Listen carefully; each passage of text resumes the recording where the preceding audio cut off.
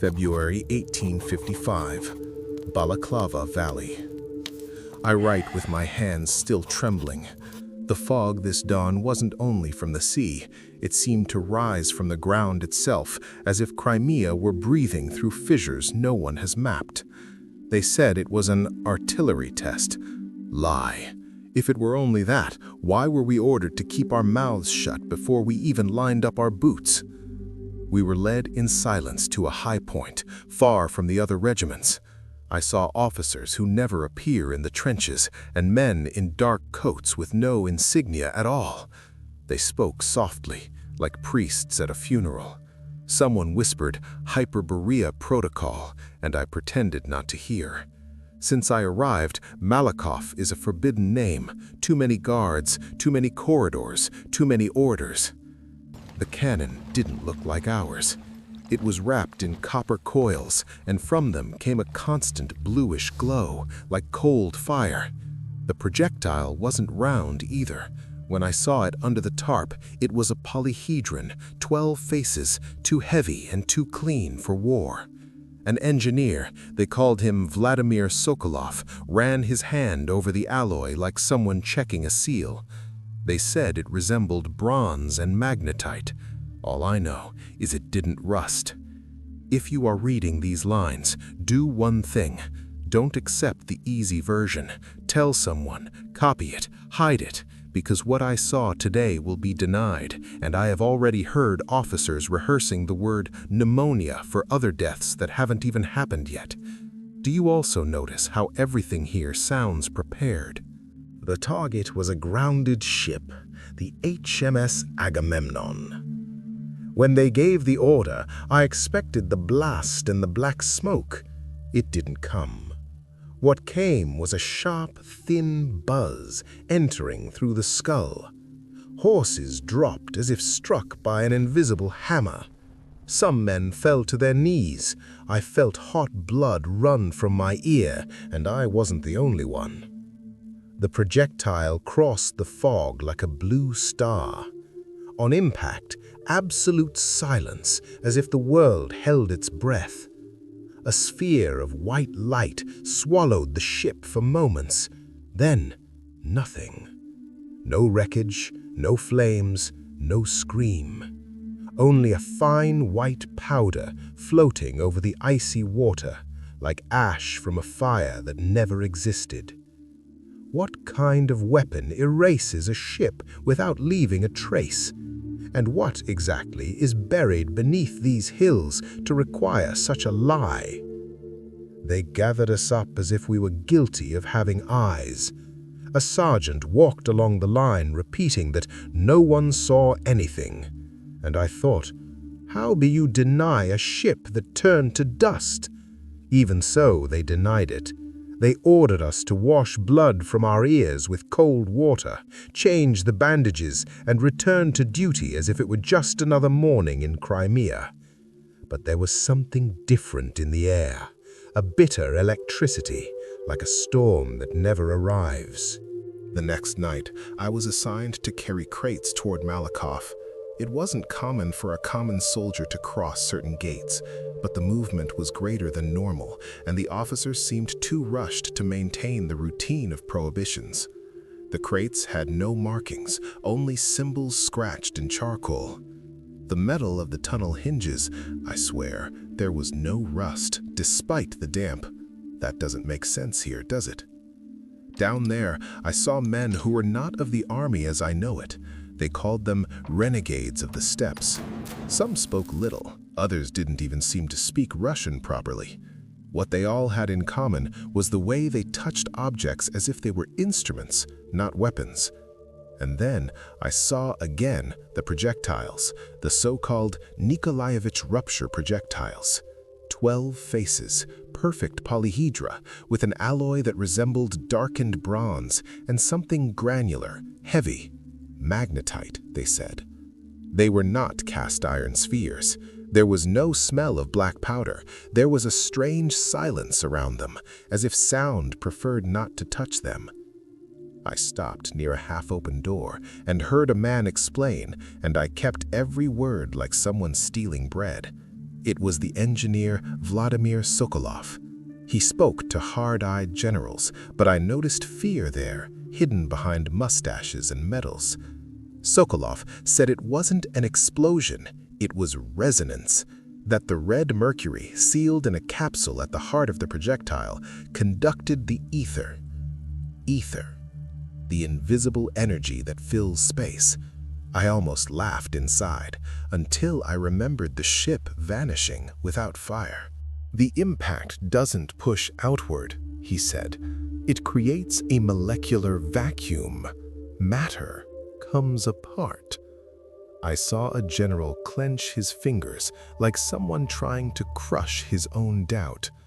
And I kept thinking, if this is real, why hide it? If it's a definitive weapon, why does it seem forbidden even to those in command? They say the Tsar is sick, weakened, but signed one last decree, Hyperborea Protocol. If he wants to show power to make the West retreat, why do I feel the West came precisely because of this? February 1855, third day after the shot. The test area was sealed as if it were a plague. They ordered us to dig new trenches away from the cove and at the same time forbid any talk about the HMS Agamemnon.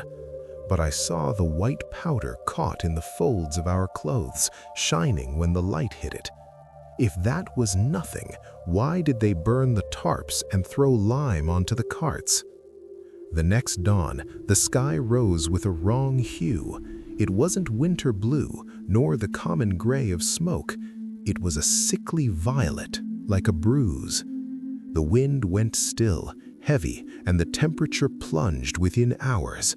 I heard a doctor say it looked like fever in reverse, the world's body trying to cool a wound. A wound in what? In the magnetic field, murmured a corporal, repeating words that clearly weren't his. I went down to the tunnels again under the excuse of delivering coal. Down there, Sokolov was arguing with two generals. He spoke of vibratory resonance as if describing music, not war. He said Tartary didn't make heat, it made frequency. That Red Mercury, when excited by the copper coils, pulls the ether and creates a molecular vacuum on impact, not an explosion, but an absence that disassembles matter. One of the generals asked if it could be controlled. Sokolov hesitated, and that hesitation screamed louder than any cannon. In the corridor, I saw a document with the imperial seal, still damp. Someone said, it's Nicholas I's last approval. Last. The word kept chewing at me from the inside. The Tsar believed that by showing this force, the Western powers would retreat, but I thought about the way foreign officers look at our hills, like predators who have already chosen their prey. If they came for ports, why do they ask about ruins and old maps? If this diary falls into hands that are not mine, circulate it, copy it, read it aloud, hide it in 2 different cities. War passes, erasure remains. And when they say it never existed, you will have these lines to remember. It existed. On the surface, stories began of mud that swallows wheels, of compasses that spin with no direction, of horses that refuse to advance near certain angles of the star fortresses. Coincidence? Or Crimea itself reacting to what they tore from the air? I don't know, but I do know the renegades of the steppes are being removed, one by one, like pieces that cannot be left behind. And every night, I hear the same distant buzz, as if the valley were still vibrating. Did the test end? Or did it only awaken something that had been hidden for centuries? The violet in the sky did not go away. On the contrary, it grew darker at dusk, as if a stain were spreading behind the clouds. The temperature fell so fast that the water in our canteens formed crystals before I even blinked. The veterans said, "We've seen winters," but none of them spoke with conviction. It was a cold that seemed to come from inside the ground, and I remembered the white flash and the silence at the impact. In the camp, the mud became a character. Tents sinking, wheels stuck, ditches filling on their own, as if the earth had lost its respect for gravity. A lieutenant whispered that the energy from the test opened a wound in Crimea's magnetic field.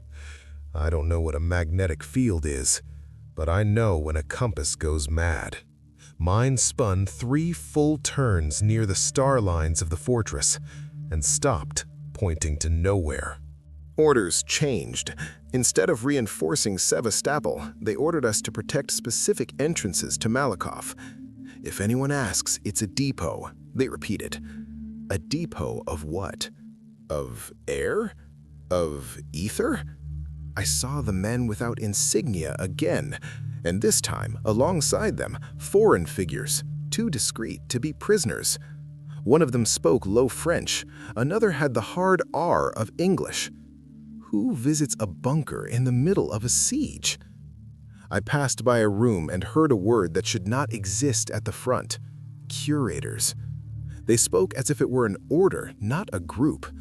They said Nicholas I's power was unstable, that Tartary, used as a weapon, brought mud and climatic anomalies. A general replied that the Tsar wanted to prove strength to make the West retreat, and someone on the other side of the table laughed, a short laugh, without humor, and said the West does not retreat before a miracle, it captures it. That's when I understood the real fear. It wasn't losing Sevastopol, it was losing the narrative. If the world discovers there is energy drawn from the very air, who would accept a future powered by oil and banking control? Who would obey the same owners of the routes and of credit? When I found Sokolov in the corridor, he didn't look victorious. He looked old. "This wasn't for war," he murmured, looking at his own hands. "Resonance collects." He pointed at the ceiling, as if the air had ears, and whispered that each vibration left traces the curators knew how to follow. I wanted to ask how much, but in the distance, I heard hurried footsteps and the metallic sound of doors being locked. And I thought, will the next shot be against the enemy or against ourselves? Today, the news ran like gunpowder, and for the first time, I wished it were only gunpowder. Nicholas I died. In the bulletins, pneumonia. In the corridors, another word, silenced. Since the test at Balaclava, the Tsar had seemed like a candle in an airless room. They say the wound in the sky demanded its price. They also say someone helped the flame go out before he aimed the Nikolaevich projectiles at the main fleet off Sevastopol. Which version is more frightening? In the infirmaries, I heard doctors whisper that it wasn't only cold. The drop was sudden, as if the climate had been flipped by an invisible hand. Some call this the beginning of the Great Reset. That same week, I saw officers burning boxes of paper in improvised furnaces, maps, diagrams, notebooks with the geometry of the star fortresses, all turning to ash. A captain ordered me to carry barrels into a Malakoff tunnel. Barrels of what? Water, and not for drinking. When they opened the valves, the sound was like a river swallowing stone. They were flooding the entrails of the hill, sealing doors, drowning entire rooms. Who floods a depot in the middle of a war, if not to erase traces? In the middle of this chaos, I make my request. If you found these pages, don't keep them alone. Copy them, memorize passages, tell someone who does not depend on the newspapers. Because that is how erasure wins, when the last witness falls silent out of fear or exhaustion. Soon after came Alexander II, and with him an agreement they called necessary. Necessary for whom?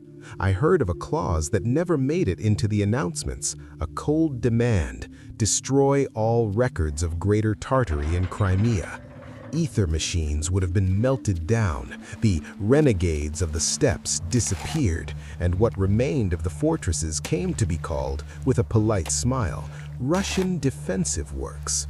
Now I understand why the whole world accepted this war as diplomatic theater. The real prize wasn't a port, it was a system, energy extracted from the very air. And if that exists, why would they push us toward a future of oil and banking control?